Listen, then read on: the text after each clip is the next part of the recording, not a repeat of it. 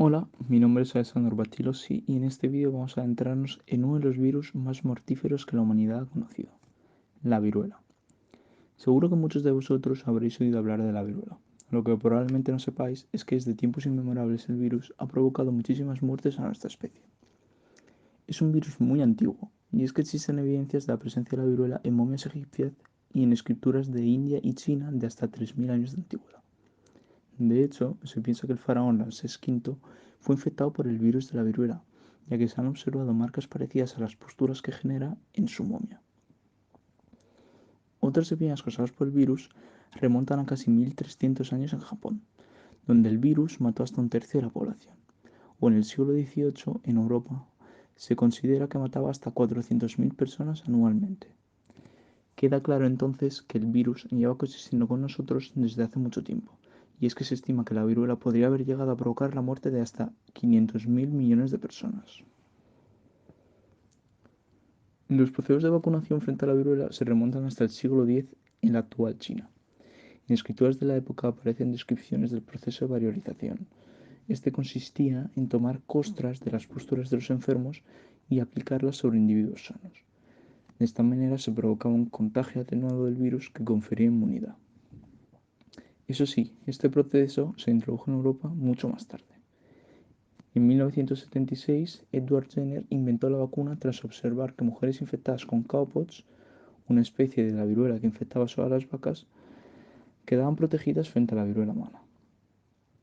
En base a estas observaciones, Edward Jenner realizó un experimento en el que inyectó el virus de la viruela de la vaca sobre un niño y al cabo de unos días le infectó con el virus de la viruela humana. Y para su sorprender, el niño sobrevivió, ya que había desarrollado inmunidad. La relevancia de los descubrimientos de Jenner pronto fue percibida por la comunidad científica internacional y algunos gobiernos. Un ejemplo de ello es la Real Expedición Filantrópica de la Vacuna, conocida también como Expedición de Balmis en 1803. Esta fue financiada por el rey Carlos IV con el objetivo de llevar el virus de la vacuna de la viruela a América, donde se producía una gran cantidad de muertes por el virus. No obstante, sería solo en 1980 que se llegaría a la erradicación de la viruela, después de controlar la última infección natural en 1977 que se había producido en Somalia. Eso sí, la erradicación del virus estuvo favorecida por una serie de factores. Primero, no existen reservorios animales en los que puede permanecer el virus, ya que solo infecta humanos. No produce resistencia, no es infeccioso durante el periodo de incubación, es fácilmente diagnosticado. La infección con el virus promueve una respuesta inmune duradera con el tiempo, solo existía un único serotipo, la vacuna es muy accesible gracias a la presencia de virus a animales similares y por último, el hecho de que la vacuna era barata y estable y podía transportarse con facilidad a diferentes sitios. Con respecto a las características, la viruela es un virus de la familia Poxviridae que presenta como genoma una molécula de doble cadena de DNA lineal de gran tamaño y por ello se clasifica dentro del grupo 1 de la clasificación de Baltimore. La viruela es altamente infecciosa y se transmite en pequeñas gotas respiratorias que inhalamos de personas infectadas. Y como he dicho anteriormente, presenta una tasa de mortalidad muy alta, llegando casi al 30%. Esto queda ejemplificado en la tasa de letalidad, que aquí se indica como CFR.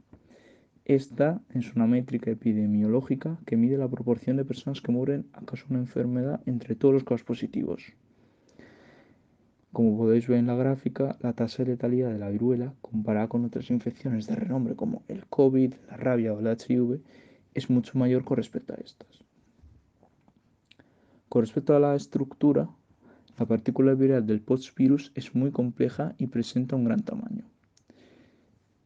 Está rodeada por una doble envuelta y en la membrana externa tiene una gran cantidad de proteínas que se organizan sobre la superficie de la partícula, originando estructuras tubulares. En el interior encontramos dos componentes. Primero, dos cuerpos laterales, que en la imagen se indican en marrón, y estos se encuentran entre el core y la membrana externa, y están formados por una gran cantidad de proteínas cuya función es esencialmente desconocida, aunque algunas participan en las primeras etapas del ciclo de infección para contrarrestar la función del sistema inmune. Y segundo, el otro componente que observamos en el interior es el core. Este está formado por una membrana interna sobre las que se disponen varias proteínas.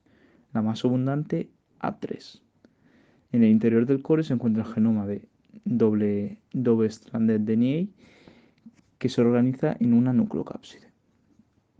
Con respecto a la infección del virus, existen dos vías de entrada, bien por vía respiratoria o bien por vía cutánea. En el tracto respiratorio, el virus puede infectar células epiteliales como las células ciliadas.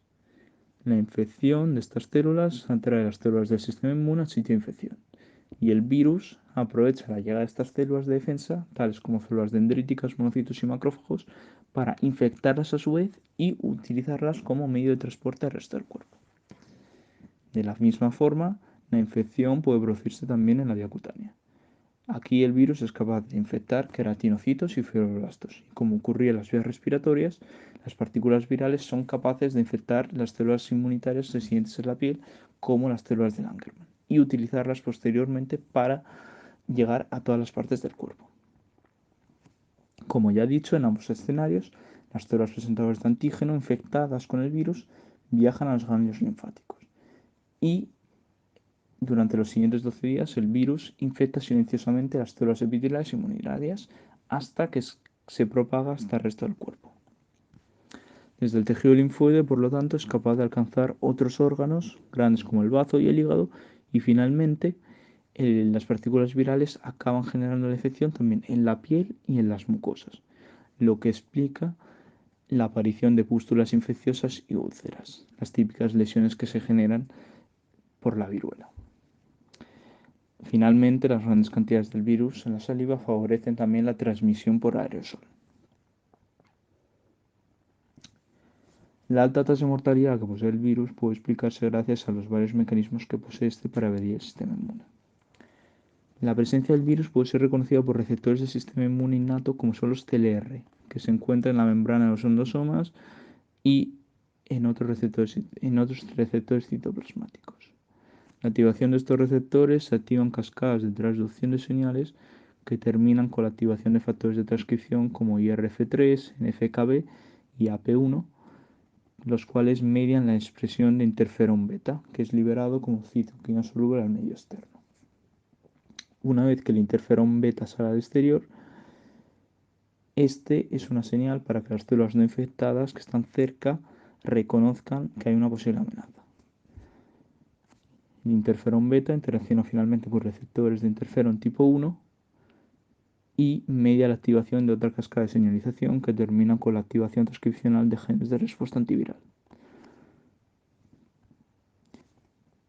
La viruela es capaz de expresar proteínas que interfieren con cada una de las etapas que permite establecer una respuesta antiviral, tanto en la célula infectada, que expresa interferón beta, como en la célula sana que responde a él.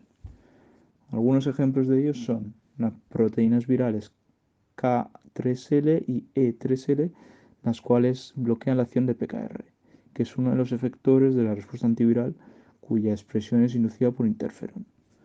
Otros ejemplos de proteínas son las proteínas virales B18 y B8, las cuales actúan a nivel extracelular, bloqueando la interacción de interferón alfa y beta con sus receptores y la interacción de interferón gamma con sus receptores.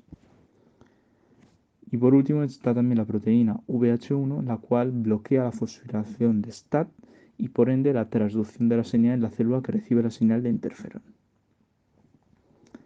Aparte de la inhibición de interferón 1, la viruela es capaz también de controlar la activación del complemento mediante la expresión de inhibidores denominados especies que imitan los reguladores del complemento del huésped. De esta forma se reduce la deposición de C3b en la superficie de las partículas virales. Y por último, el último mecanismo de evasión consiste en la activación en exceso de los neutrófilos. Y es que cuando se produce la infección, el virus atrae los neutrófilos a los focos de inflamación. Y los neutrófilos tienen un papel importante en la primera línea de defensa contra microorganismos invasores a realizar la fagocitosis de estos. Eso sí, existe otro mecanismo que utiliza los neutrófilos para eliminar patógenos que se denomina netosis.